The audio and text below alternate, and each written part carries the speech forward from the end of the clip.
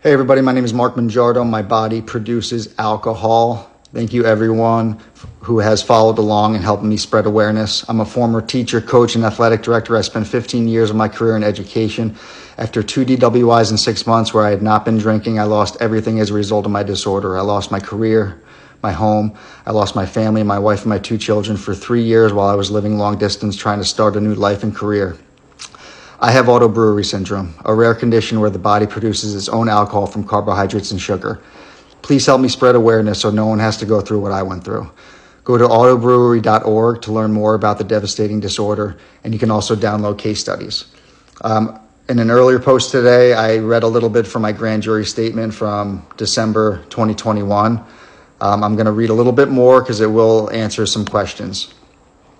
So in addition to my diagnosis of auto-brewery syndrome, I've also been diagnosed with gastroesophageal reflux disease, or GERD. This disorder, as a result of a weak lower esophageal sphincter, also allows food and acidic stomach juices to reflux back up into the esophagus.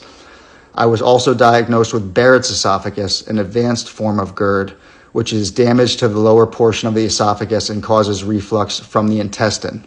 The importance of this information is that in addition to my body making alcohol, it continuously refluxes from my intestine to my stomach and back up into the esophagus.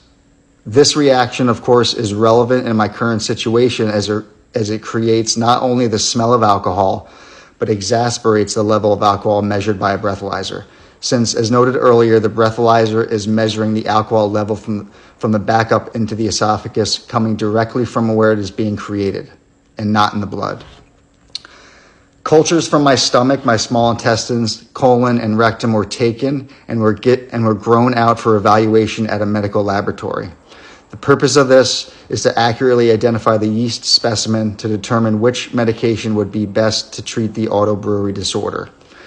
The correct medication is imperative so that it does not counter medications for GERD and Barrett's esophagus. For your information, my medical condition is further exacerbated when I go without eating for several hours, which was the case on my last day of work as an athletic director due to my busy work schedule. Of course, this is a very emotional time for my family. On one hand, nobody wants to be diagnosed with a disease like ABS.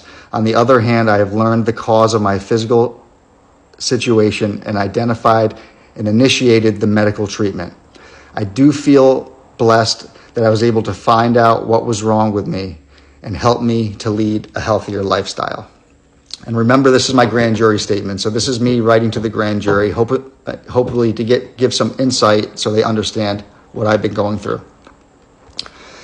The important thing I want to stress is that this is a chronic condition.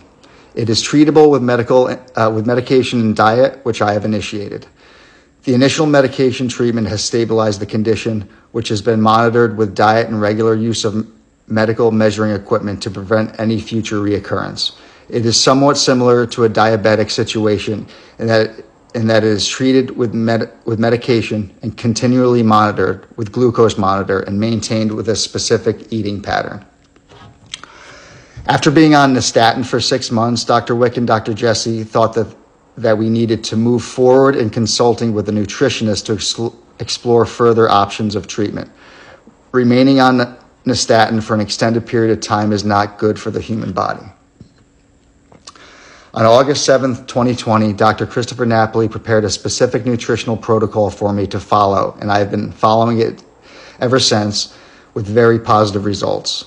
The most important thing that Dr. Napoli wanted me to remember is that ABS is not only a gut disorder, but a metabolic as well, meaning we must get the whole body in balance to get the gut balanced as well.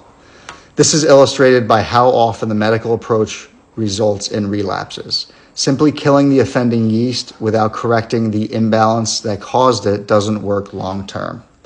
I'm going to be going through the protocol that Dr. Napoli gave to me. There's a lot of big scientific words, a lot of supplements. In the beginning, I was on like 40 pills a day. I was taking supplements for so many different things. And like I said, they're all big words. I'll be going through them a little bit later. but just a few of them that I put into the grand jury. There's a one of the supplements inhibits yeast growth and replication. There's a supplement that aids digestion while maximizing the absorption of nutrients.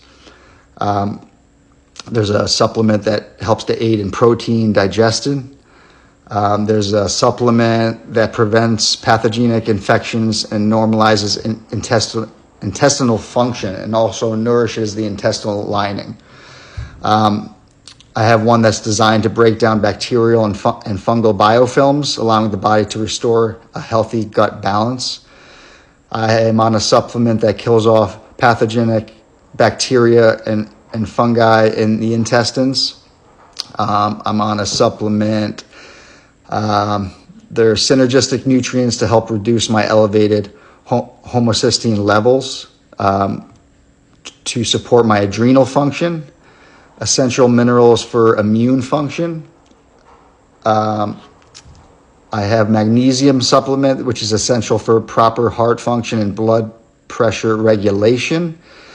I'm also on an acid to assist in liver function and regeneration. And I'll send out the exact protocol. Like I said, I'm on so many that it's sometimes difficult to remember all of them. But getting back to the grand jury, I'm going to just read a little bit more.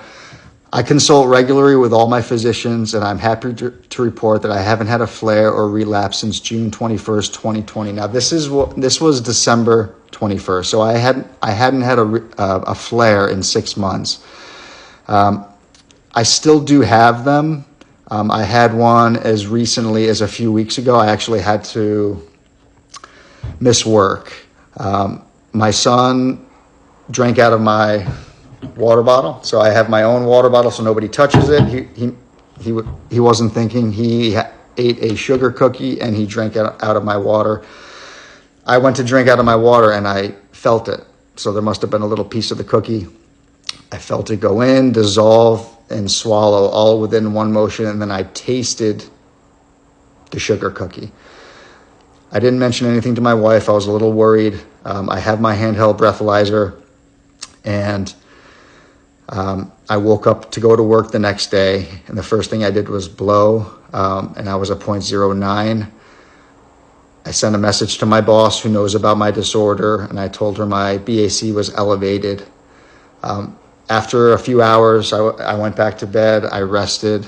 It did go away within a few hours, but it's scary. Like I said, diagnosed in May 2019.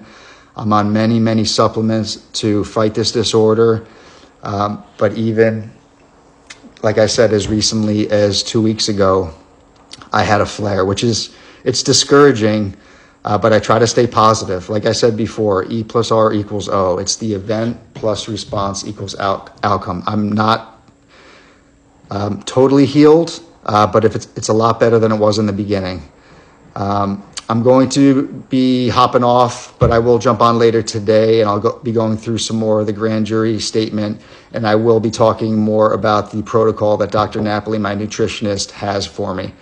So hopefully that'll answer some more questions.